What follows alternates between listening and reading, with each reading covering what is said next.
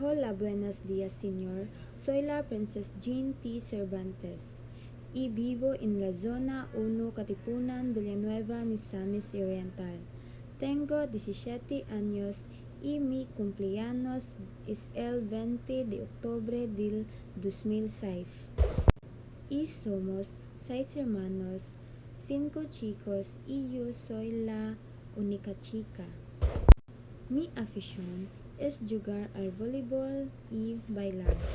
Aprender español me ayudará a avanzar en mi carrera y comunicarme con millones de personas en el extranjero.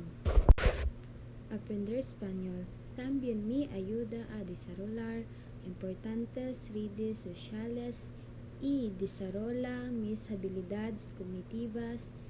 Y eso es todo, señor. Gracias.